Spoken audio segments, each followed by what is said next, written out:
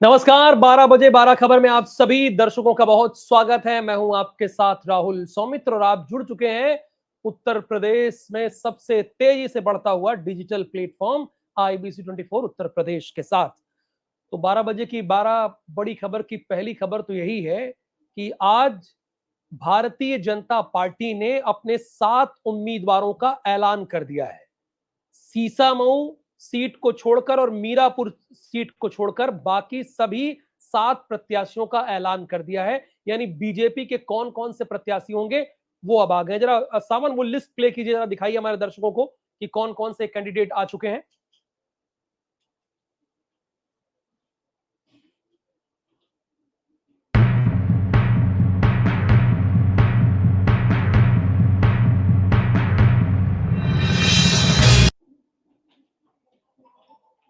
तो जैसा कि इसमें आप साफ तौर पर देख रहे हैं, कुंदरकी से रामवीर सिंह ठाकुर को टिकट दिया गया है।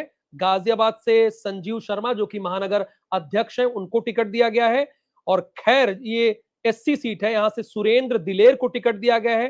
करहल यहाँ पे तेज प्रताप यादव लड़ रहे हैं समाजवादी पार्टी की तरफ से। अनुजेश यादव को टिकट दिया है, यानी पिछड़ा का दांव यहाँ पर भारतीय जनता पार्टी ने भी खेला है। फूलपुर से दीपक पटेल को इस बार मौका दिया गया है।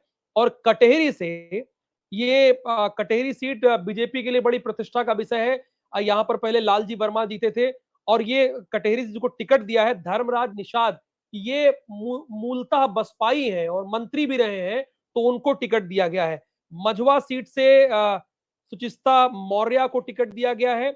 और अभी जैसा कि मैंने बताया कि 2 सीट बाकी है।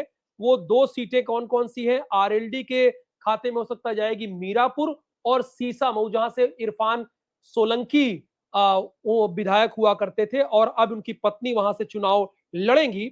और इसके साथ समाजवादी पार्टी ने भी एक सीट पर टिकट का ऐलान किया है। अखंड हमारे साथ इस वक्त लाइव जुड़े हैं, मैं देख पा रहा हूं। अखंड, आज तो बड़ी पॉलिटिकल खबर है।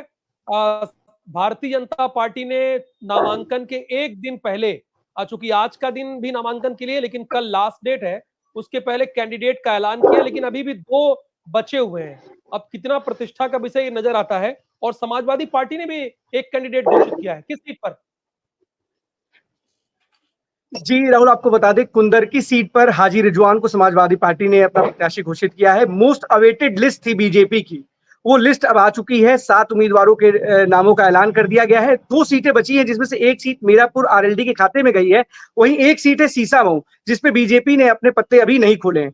सबसे बड़ी बात है कि इन 7 सीटों में जो सबसे रोचक नाम है वो नाम है अनुजेश यादव का, जो कि करहल से है। आपको बता दें करहल से अनुजेश यादव का नाम इसलिए रोचक है क्योंकि वहां से तेज प्रताप यादव चुनाव मैदान में है। और सबसे बड़ी बात है कि दोनों जो हैं ये कहें कि मुलायम सिंह यादव के दामाद अनुजेश यादव को भारतीय जनता पार्टी ने चुनावी मैदान में उतारा है।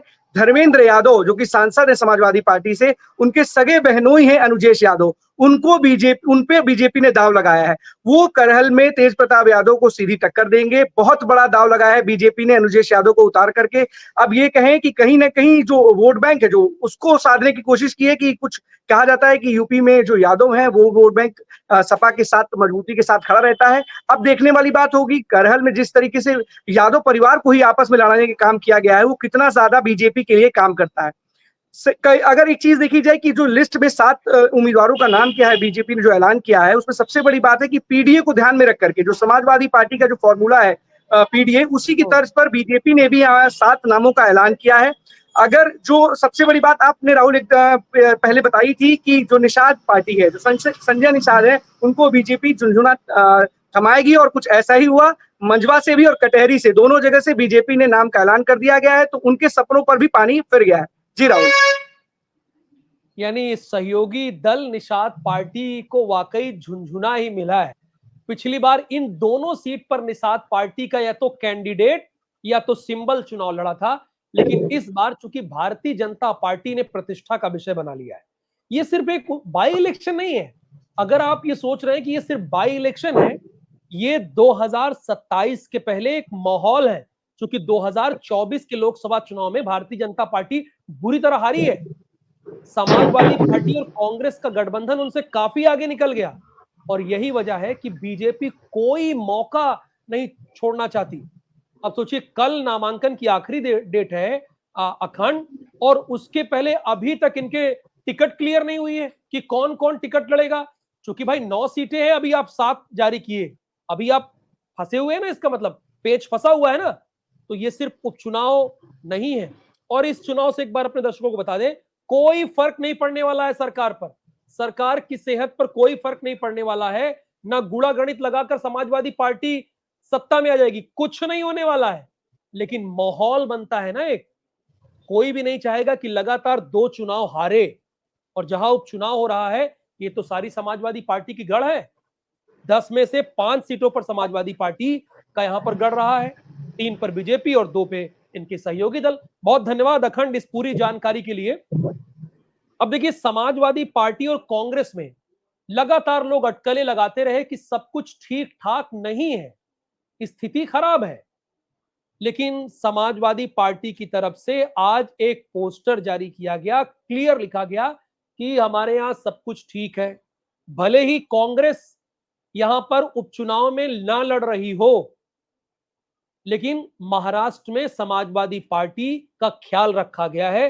जरा वो बाइट सुनाई, इस पर क्या कहना है राजनीतिक दलों का। कांग्रेस मुक्त का नारा भारतीय जनता पार्टी ने दिया था, लेकिन उसको उत्तर प्रदेश में साकार कराने का काम अखिलेश यादव जी कर रहे हैं। आखिरकार अखिलेश यादव जी ने घोषित कर दिया कि समाजवादी पार्टी के साइकिल चुनाव निशान पर ही उपचुनाव लड़े जाएंगे। अब कांग्रेस के हाथ खाली हो गए और ये हाथ का पंजा अब हाथ मलता रहेगा।